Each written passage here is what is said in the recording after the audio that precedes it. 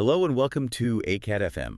I'm teacher Rachel, your resident Ivy League professor from abroad, here to bring that sassy academic energy you didn't even know you were missing.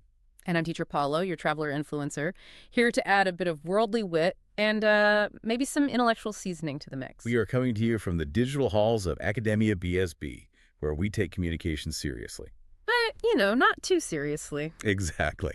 So we're on a mission today. We're breaking down the latest class notes for our star student, Mia Riley. Right. She's an 18-year-old from Mato Grosso do Sul, and she's gearing up for her freshman year in journalism. And this week's session was just fantastic. I mean, the title alone is something else. We're calling our analysis Ivy Leagues, Boiler Factories, and the No-Filter Journalist. It is a quirky title, I'll give you that, but it really does capture what we're looking at today. We're mixing this, high-level academic vocabulary with a really gritty, real-world case study. A case study with some serious clapping back. Oh, yeah. But all right, enough preamble. Should we get into it? Let's do it. Okay, where to start? Let's kick things off with the reading analysis. We're going straight to the top of the academic food chain, the Ivy League. And when you hear Ivy League, you think, what? Old leather-bound books, tweed jackets, philosophy debates. Boomsly. You think Harvard, Yale, Princeton. It just screams intellectual elite.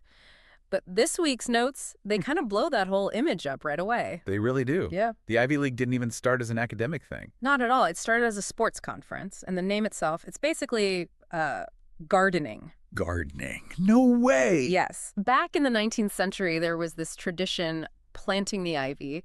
Seniors would plant ivy on campus to symbolize, enduring growth, because ivy is an evergreen plant. Which is our first vocabulary word from the current class notes. Evergreen. Exactly. Evergreen just means always fresh, like the plant, but we use it for things that stay relevant. An evergreen song, an evergreen idea. And the league part of that didn't even become official for football until 1945. Right, and for all sports, it was 1954. So for a long time, it was just this loose group of schools that liked the same plant and played some rough football.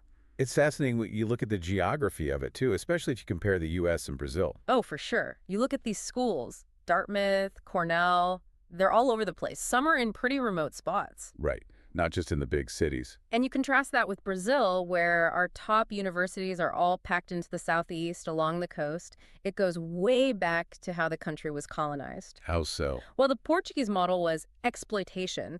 Stay near the ports, ship the resources out. The U.S. model had more settlement involved, so you get these pockets of prestige popping up in the middle of nowhere. That is such a good point. Okay, let's hit the rest of that vocabulary list. We had evergreen. What else did Riley have to learn? We had pledge. The text says the universities pledge to maintain standards. So to pledge is to commit. It's like a formal promise. Stronger than just saying, I'll do it. Much stronger. Then there's the phrasal verb to draw up, as in they needed to draw up some rules. So to draft something, to make it official. Exactly. It makes it sound more robust, more authoritative. And lastly, game attendance. The simple one, but so important for a journalism student. Absolutely. It's just the number of people at the stadium. If your game attendance is low, you're in trouble. Okay, now let's rewind a bit. You reviewed Riley's homework from the last class, the quiz on personal hygiene and habits. How'd she do? She nailed it. Exercise 4 was all about context. She got self-image, personal hygiene habits, the basics, and also gross, outfit, and sunscreen lotion. Gross is such a great word, so descriptive. It is. Then in exercise 5, she had to categorize words. For body and skin, she put pimple and pores. Makes sense. Under habits, she had rinse, spit, and sunbathe. And for feelings, it was mindset, relief, and tense. I noticed a little connection there from exercise 1, sunburns versus tense, physical pain versus mental stress. Yeah, that's a really important distinction. You don't want to mix those two up. All right, solid start. Let's take a quick break. Okay, so quick recap. The Ivy League started with sports, not books, and it was named after a plant. To draw up is to draft something officially, and game attendance is what pays the bills. And now for our tongue twister. You ready? Let's do it. Evergreen, pledged, prestige, and proportion. Evergreen, pledged, prestige, and proportion. Evergreen, pledged, prestige, and proportion. Ooh, that P sound is tough. It is. Yeah. Okay, moving on. We are leaving the ivory tower and jumping into the chaos of modern journalism. We have to talk about the watching section. Yes, this is my favorite part. The notes really stress how important it is to watch real-life stuff, news, series, whatever. You can't just learn from a textbook. Not at all. And the case study this week was just perfect. It was Anna Kasparian from the Young Turks. A masterclass in handling conflict. It really was.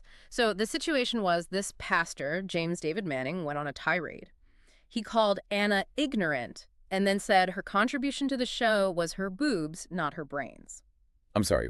Oh, no, he didn't. He absolutely did. And this is where the real lesson is for a young journalist like Mareille. I mean, what do you do? Well, what Anna Kasparian did was what I'm now calling the academic clapback. She didn't just get mad. She listed her qualifications. Right. She has a master's in political science. She teaches journalism. She wrote a book. She was basically like, I have the receipts, and you're just loud. It was amazing to watch. But I did talk to Mareille about the cultural contrast here. In the U.S., Anna publicly, dismantled his argument on her show. A verbal takedown. Exactly. So I asked Mareille professionally, what should a journalist do? And we got into the legal options. The vocabulary here was to sue someone and file a police report. Use the justice system. That's it. It's about a difference in societal reasoning. You don't get into a fist fight. You fight with a lawyer and make them pay. Such important vocabulary. And speaking of words, let's get into some of the pronunciation challenges from the past class. Oh, the phonetics. We had depression versus the pressure. A classic trap. One ends in that Dan sound, the other in Soraya. Totally different meanings. Then there was create versus creature. The stress shift. Create versus creature. It changes everything about how you say it. And surpass versus surface. Same idea. The stress makes it a different word. Okay, what about the pronunciation for the current class? Mareille has to watch out for purpose versus proposal. Ooh, yeah. That's a false similarity. They look kind of similar, but they sound and mean very different things. And begin versus began. That classic vowel shift from present to past. Et to a. And the big one? Jurisdiction. Jurisdiction, it's a mouthful. It is. Let's put these in a sentence. Yeah. Give me your best courtroom drama voice. Ahem. For the purpose of the proposal, we presumably need jurisdiction. Chills. I feel like I need a gavel. And that's our cue for the second break. Recap time. Anna Kasparian taught us that brains beat insults, and the best way to fight back is to sue someone. And know your jurisdiction. We also clarified that purpose is your why and proposal is your how. And now for the tongue twister. Let's try it. Jurisdiction, televised coverage, purpose, and proposal. Jurisdiction, televised coverage, purpose, and proposal. You're getting good at these. I practice. Okay, let's switch gears and get into some grammar and a little bit of philosophy. Yes. The grammar focus was on would rather. This one trips up students all the time. It does. The rule is so simple, but so strict. Would rather is always followed by the base verb. No to. Never to. So I would say I would rather go out. Correct. And for the negative. I would rather not stay home. Exactly. The classic mistake is saying she would rather to go. It has to be she would rather go. Got it. So now let's connect this to the second part of the reading, about the NCAA. The National Collegiate Athletic Association. And this text opens up a huge question. What even is a sport? The notes introduce this idea of play being autotelic. Autotelic, that's a $5 word. It just means something is done for its own sake. It's purposeless in a way. You work because you have to. You play because you want to. So the big debate in class was, is mountain climbing a sport? I argue yes. It's a contest against the mountain. Okay. What about a kid skipping a stone across a lake? I'd say no. That's just spontaneous play. No rules, no winner. Sport needs rules and, some form of competition. I love that. Okay, let's do a quick role play with the use of language phrases. I'll be the upset journalist. You be my producer. All right. Action. I can't believe it. My rights have been violated. We are going to live televised coverage right now to discuss. Okay. I have a new idea for a travel show. Oh, really? Is the proposal gaining traction with the network? Yes. It's really starting to pick up steam. Perfect. Okay, now for the speaking section. I know you love this part. Mareille had to read a text about the Federal University of Minas Gerais. I do. It's so beautifully written. I'm going to read it now, and I want you to listen for those capitalized words. The floor is yours. At Federal University of Minas Gerais, she carried one instrument more carefully than her notebook: patience. Over the last decade, the campus felt permeated by debates about work and worth, and her first chapter was already written. In the newsroom corridor, she watched an athlete warm up before a pitch, then trace a curve across the field. So good. And I have to point out that word pitch. P-I-T-C-H. Right. It has that short t sound. It's not peach like the fruit, which has that long I. An athlete warms up before a pitch. Proud of peach. Unless they're planning a snack. Exactly. Phonetics are so important. All right, it's another recap. Sport is autotelic. Would rather takes the base verb, and a pitch is definitely not a fruit. And our tongue twister for this segment is autotelic permeated instrument and traction. Autotelic permeated instrument and traction. That one's got a nice rhythm. It does. Okay, let's talk about the students' output, the writing and listening sections. So for writing, Riley had to summarize Anna Kasparian's biography. And we talk about that jump from the first draft to the second draft. Right. The first draft is often just simple sentences. She was born here. She did this. Our job is to help her add those connectors. So instead of she got a lot of money, you use her net worth was accumulated through. Or instead of she finished high school, you say she matriculated. It just elevates the writing. And the goal is to get the final version published on the student blog. For listening, we looked at her stats. Her listening wavelength is at 20 minutes and 54 seconds. That's how long she can stay focused on audio content, which is really solid. And it shows why using real-life material like the Anna Kasparian video is so crucial. You need the real speed, the real emotion. So what's the overall verdict on Riley's progress? She's a solid CEFRL B1. Her vocabulary grew by 42 words this week, which is huge, and her phonetic deviation ratio is at minus 63%.